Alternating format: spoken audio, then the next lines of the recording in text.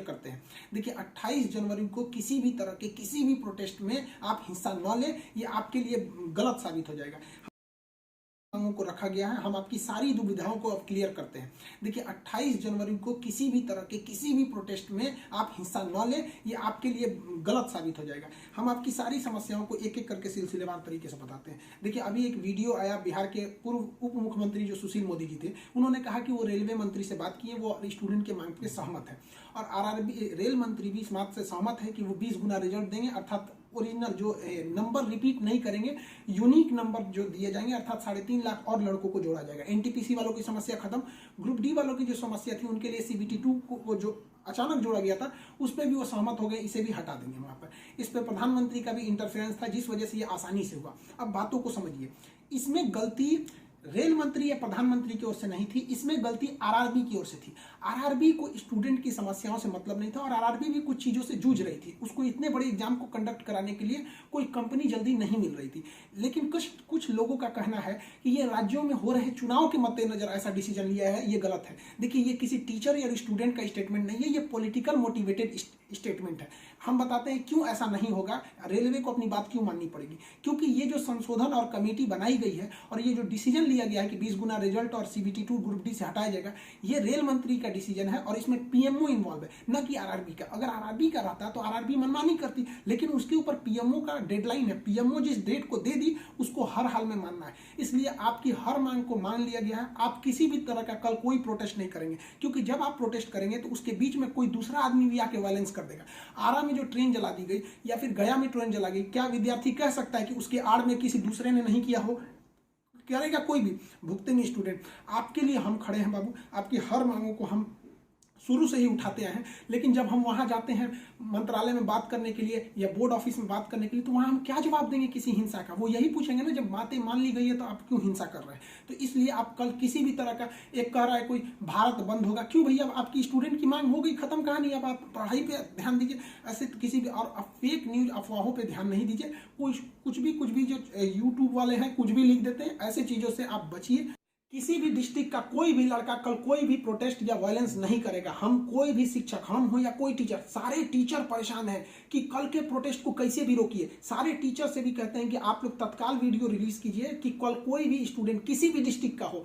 Railway को intelligence मिला है, रेलवे इंटेलिजेंस वाले हमको कह रहे हैं कि गोरखपुर के कुछ लड़के प्रोटेस्ट कर रहे हैं। गोरखपुर के लड़के क्या अलग से हैं? आप कहीं के भी हो, बिहार, नवादा, नालंदा, कहीं के भी हैं, आप कल कोई प्रोटेस्ट नहीं करेंगे। आपकी मांगों को माना जा चुका है। हम बता रहे हैं क्योंकि इसमें पीएमओ ने इस बात को माना है, न कि आरआरबी। आरआरबी अगर बोलती तो हम भी कहते कि हाँ आप 100% भरोसा नहीं कर सकते। इसलिए कल कोई भी प्रोटेस्ट नहीं होना चाहिए, कोई भी बंद नहीं। आप आराम से पढ़ाई कीजिएगा। पॉलिटिकल और भी कुछ बातों का कहेंगे। देखिए, और स्टूडेंट जो कोचिंग के पास आए हैं या जो कहना है भाई, देखिए स्टूडेंट आप सबने बहुत साथ दिया, हम लोगों ने भी आपका साथ दिया, आपने भी बहुत सारे टीचर्स का आप भी साथ दिया। आप सब लोग को हाथ जोड़ के धन्यवाद कहते हैं। लेकिन सारे स्टूडेंट से कहते हैं, देखिए जो भी लड़कों पे केस हुआ है अभी उसको हम लोग लीगल तौर पे देख रहे हैं कि उन स्टूडेंट के साथ क्या होगा। और जो हम लोग के ऊपर एफआईआर हुई है उस पर खुद प्रशासन, डीएम और एसपी साहब जो भी पटना के हैं, उन्होंने खुद कहा है कि हर टीचर को वो अपनी बातों को कहने देंगे। एक्चुअली उन लोगों ने गलत न्यूज देखा है जिस आधार पर उन्होंने बताया गया। बाद में अभी कोचिंग एसोसिएशन की पूरी टीम गई थी, उन्होंने लीगल दिखाया तो उन लोगों ने भी एक्सेप्ट किया है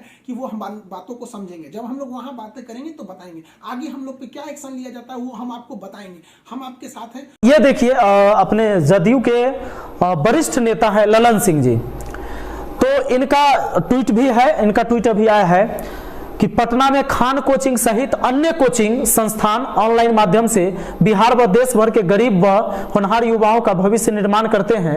रेलवे पुलिस इन लोग के विरुद्ध दर्ज मुकदमा को अविलंब वापस ले। रेलवे या पुलिस ने किसी ने अगर एफआईआर किया तो करवाया तो दर्ज मुकदमा को अविलंब वापस ले।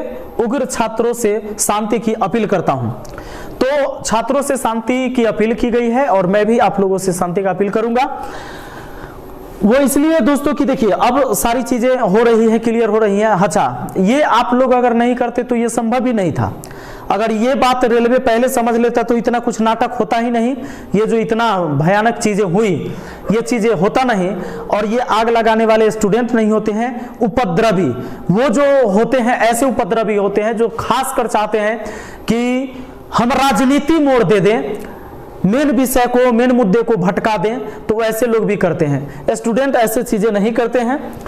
इन्होंने ट्वीट में यह भी लिखा है कि बिहार व उत्तर प्रदेश या अन्य राज्यों में और अन्य राज्यों में छात्रों का उत्तेजक होना आरआरबी एनटीपीसी परीक्षा प्रक्रिया व परिणाम में गड़बड़ी के विरुद्ध प्रतिक्रिया है। रेलवे भर्ती बोर्ड की गड़बड़ियों को देखने के लिए जांच कमेटी बनाई गई है। छात्रों उम्मीदवारों के साथ अतिशीघ्र न्याय की उम्मीद करता हूं।